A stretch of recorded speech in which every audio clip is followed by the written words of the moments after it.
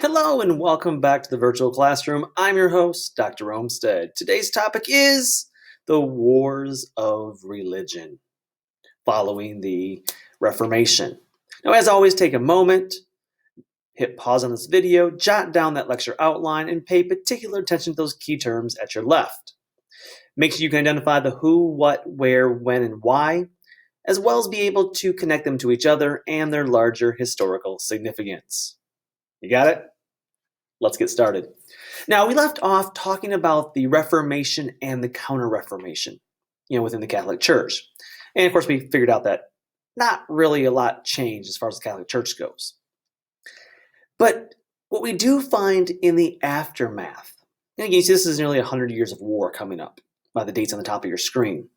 But you see, though, very quickly, is that we're going to see a series of wars. And I'm not a big person that likes to go into major details on wars, but some of these are really important to European history. So let's strap in and let's get going. Now, the first one you see on your screen is the Habsburg-Valois Wars. Now, ultimately what happens in the Habsburg-Valois Wars is these are the last of the purely dynastic wars, right? These are wars that were fought between competing dynasties, the Habsburgs and the Valois. Makes sense. And this war is the last of these purely dynastic wars of the 16th century. These wars are political in nature. And these do not fall into this whole thing of these wars of religion, because these are purely political. In fact, since both France and the Holy Roman Empire are Catholic, they are on the same side as far as religion goes. And in 1559, these wars will end with the Treaty of Cantu-Cambresis. Now, once these wars end, though, we're going to set off a nearly 90-year period of war. Because whereas the Habsburg-Valois Wars is fought over political reasons between these warring dynasties, warring families, what we do see following the Treaty of Cantu-Cambresis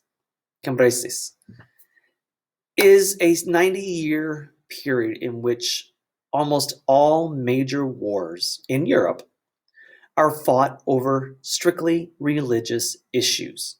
And we're going to mention 6 different wars. So please note, this is not one long war. This is not the 100 Years' War, right, where you fought between Britain and France. This is 6 various wars over the continent, mostly Western Europe, that are going to be fought strictly over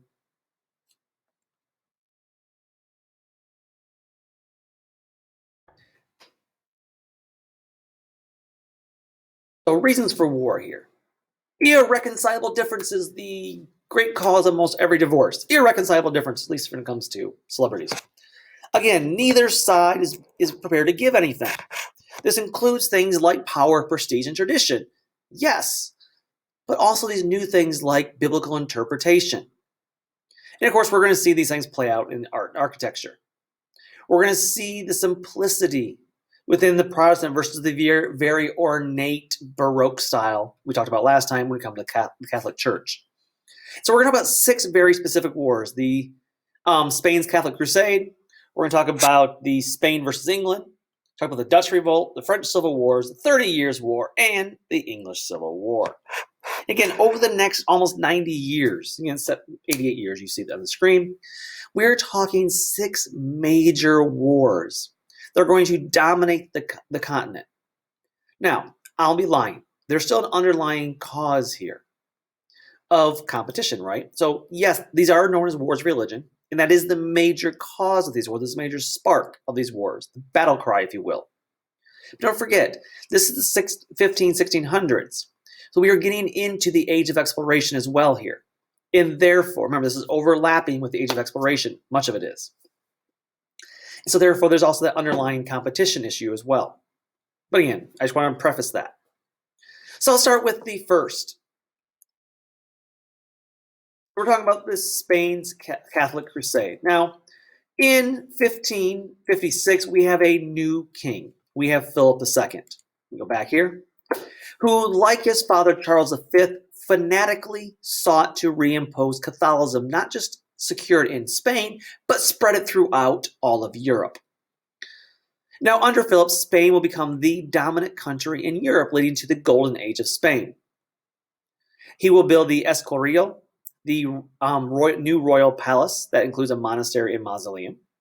It was built in the shape of a grill to commemorate the martyrdom of St. Lawrence, who, in the 3rd century AD, was martyred by being roasted to death on a grill. Yes, he had his royal palace built in the shape of a grill to honor St. Lawrence. And again, this is merely the symbol of the power of Philip, as well as his commitment to the Catholic Crusade. Now, Spain is going to wage a war against the Ottoman Turks in the Mediterranean, again, to secure the region for Christianity. To secure the region for Christian merchants.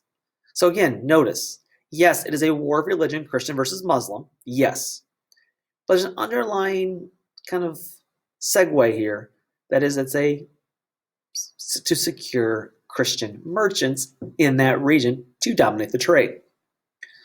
Now, one of the most famous battles of this is the Battle of Lepanto in 1571. You see on your screen, in which Spain will defeat the Turkish army off the coast of Greece.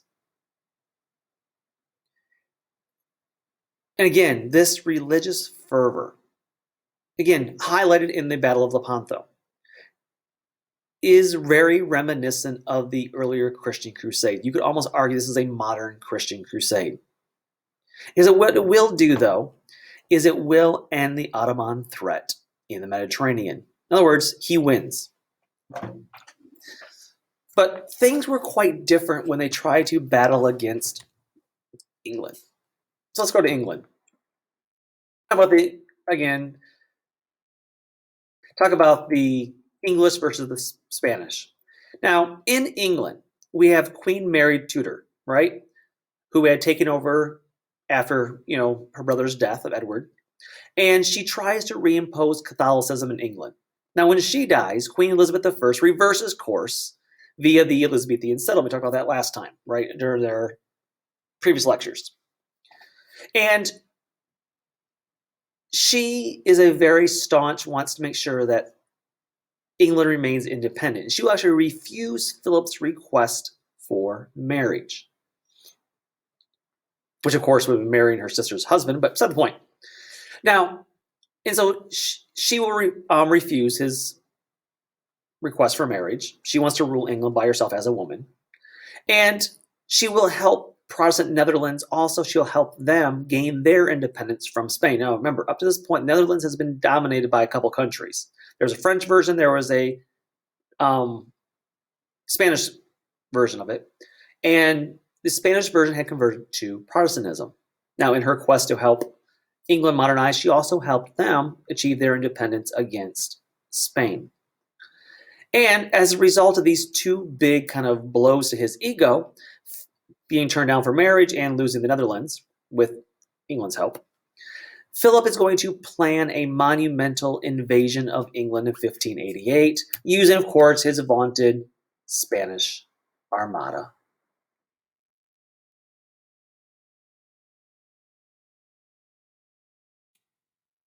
So you see the Spanish Armada come in. And this is Spain's attempt to invade England that will end in utter disaster. And so you see them coming in, you go into their battle plan attack. And much of Spain's navy is going to lie in ruins as a result of this planned attack. Now, why? Was it because the English was so vaunted? Well, partly. But the bigger issue here was a raging storm in the English Channel that greatly aided England's smaller but better armed navy. So the English had lighter, faster ships that were a little better armed, and the Spanish were struck down in part because of the storm going on. But what this does do, this is a very important event. If you notice the dates here, these are kind of the battle years going around the issues of Roanoke, right? That he wasn't able to get back to take care of the colony at Roanoke. Now, What happens here, though, is this signals a decline of the Spanish Armada. Now, again, not the elimination, but the decline, and the rise of England as a world naval power. Now, although this event is erroneously seen as the decline of Spain's golden age, don't forget, Spain will very much remain a very powerful nation. Now, notice what the Pope says about Elizabeth here.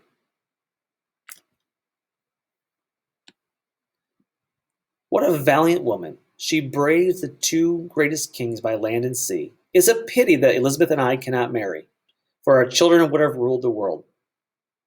I've always been wondering how to take this quote. It baffles me. Because on the one hand, it's a tremendous compliment. But is this the king or the Pope really saying that he wanted to marry her? Have kids? Isn't that against the vow of celibacy? In either case, this will mark a transition of world power. Now, again, Spain is not eliminated, but it does signal the growth and the burgeoning of England. Of course, it will lead into colonization within the next couple decades here. And again, going on, this is just highlight how important Elizabeth was. Here's a long quote from Elizabeth as her troops are about to go against the Armada. I'm going to read the part in red.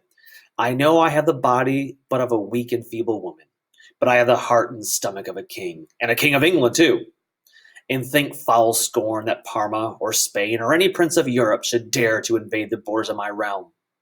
I myself will take up arms. I myself will be general, judge, and rewarder of any one of your virtues in the field. She is a woman to be reckoned with. Again, one of those women you need to know in history. Let's go on the Dutch for a minute. You see, the Dutch, the aforementioned Dutch revolt, we talked about them already, right? The Dutch are going to rebel against the Spanish. And so the Dutch revolt against there we go. Sorry. The Dutch are going to revolt against the Spanish. Now, this is being led by William of Orange, William I. He's going to lead 17 provinces against the Spanish Inquisition. Now, remember, this is coinciding with Philip seeking to crush the rise of Calvinism in the Netherlands. And in 1581, the United Provinces of the Netherlands will form, known as the Dutch Republic. And again, they're receiving aid from the English under Elizabeth I. Now, this is a major blow to Philip's goal of maintaining Catholicism throughout his empire, throughout Europe. Think about this for a moment. Spain was successful in repelling the Ottoman Turks and keeping the Christian merchants over the Muslims. But when he faced off against the English, he lost. When he faces off against the Dutch, he loses. So he's not doing very well as far as Catholicism here.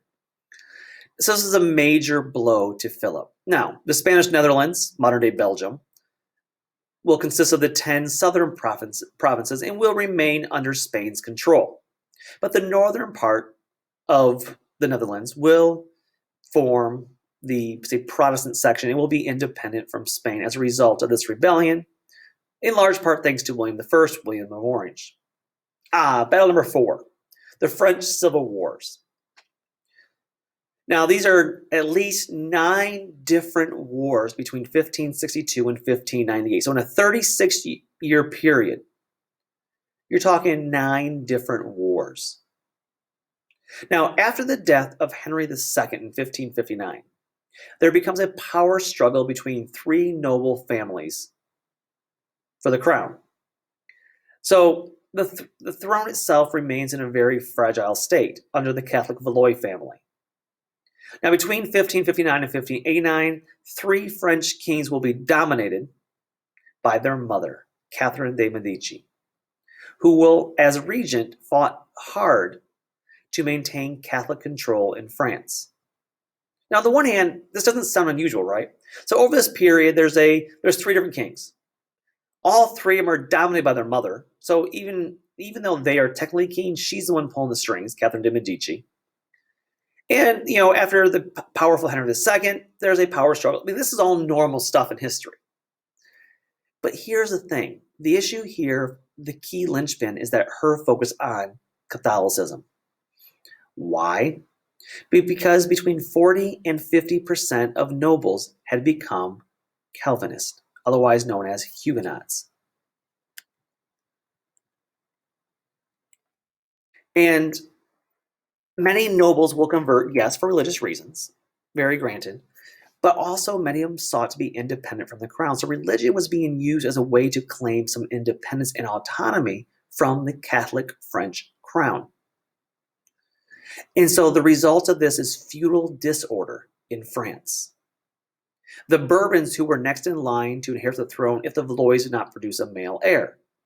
Then we have the ultra-Catholic Guise family, who also competed for the throne. So we have the Valois family, we have the Bourbon family, and we have the Guise family. And the Guise family are also staunchly anti-Bourbon. And the fighting begins in 1562, ostensibly between Catholics and Calvinists. Now, what's going to happen next is tremendous atrocities between rival congregations. They're going to basically bomb each other, again, within feudal terms. Yeah, there's no bombs yet, but you understand what I'm saying.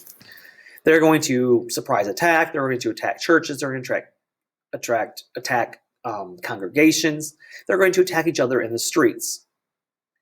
And finally,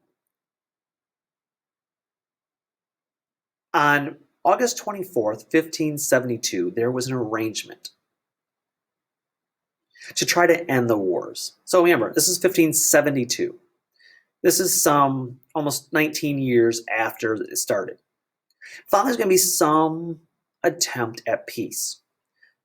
There's going to be a marriage between Margaret of Valois to a Protestant Huguenot, Henry of Navarre. And this is going to potentially lead to a reconciliation between the Catholics and the Protestants, the Huguenots. And so it's known as St. Bartholomew's Day on August 24th, which coincidentally is the day I'm recording this. Hey, this day in history, great day to record this topic. And so there's this marriage between Margaret of Valois to the Protestant Huguenot, Henry of Navarre. And the idea, of course, is to, through marriage, to reconcile Catholics and Huguenots. And so they're going to get together and have a marriage between these two houses. Unfortunately, when one of the leaders of the Catholic aristocracy, Henry of Guise, the third family, the night before the wedding, he had a leader of the Huguenot party murdered. So the night before the marriage ceremony, on August 23rd, Henry of Guise, who's a leading Catholic aristocrat, is going to have one of the major leaders of the Huguenot party murdered. Some wedding gift, right? And rioting is going to break out in the aftermath. So that night and the next morning of the wedding. Now, in response, so Protestants begin, these Calvinists, these Huguenots, begin to riot in response. So let me get this straight. One of the Catholics had one of the Huguenots murdered. The response, of course, was a riot. So how should we respond to a riot now of Protestants? Oh, I know. Massacre, right? Catherine de' Medici orders the massacre of Calvinists in response, not the Henry of Guise. No, Calvinists. In fact, by early October, within less than a month and a half, over 20,000 Huguenots have been massacred. And will initiate another round of civil war known as the War of Three Henrys. Civil wars between the Guise, the Valois, and the Bourbons. Now, finally, we will have some peace. Because in 1589, Henry IV, also Henry Navarre, one who's supposed to get married, he is going to emerge as one of the most important kings in French history. His rise to power will end the French civil wars and place France on a gradual course toward eventual absolutism. Now remember, he's not absolutist yet, but he's on the path toward it. Henry also embraces the politique, much like Elizabeth I in England, seeking practical political solutions for the betterment of the state, rather than ideological ones like Philip. Again, this is important change in French history, because up to this point, they're acting very much like Spain, where they're fighting about ideology, religion. He says, no, no, no, no. Henry says, no, no. What you need to do is use this thing called politique, which Elizabeth I used, wherein you find practical political solutions to your problems as a way to avoid war. And this is very Machiavelli, right? Now, so what he does convert to Catholicism to gain the loyalty in Paris. In fact, he said, Paris is worth a mass. In other words, he'll go to mass to appease the upper elites of Paris to maintain his power. But privately, he'll remain a Protestant, a Calvinist. In 1598, he will issue the Edict of Nantes, which will decree religious toleration to the Huguenots. So even though he himself is a Huguenot, and he's endured years of strife and war, because he believes in practicality, in this idea of politique, he will issue the Edict of Nantes, which will ostensibly allow Huguenots to still worship their religion privately. Now, there's a downside. It's kind of a don't ask, don't tell type of thing, wherein they are allowed to worship privately, but not publicly. Publicly, France is still a Catholic nation. But it does give Huguenots access to universities, to public offices, and the right to maintain 200 fortified towns in southwestern France for self-protection. So really what it is, it's not really religious toleration in the modern sense. It's not the right of freedom of religion. What it is, though, is a truce of the religious wars.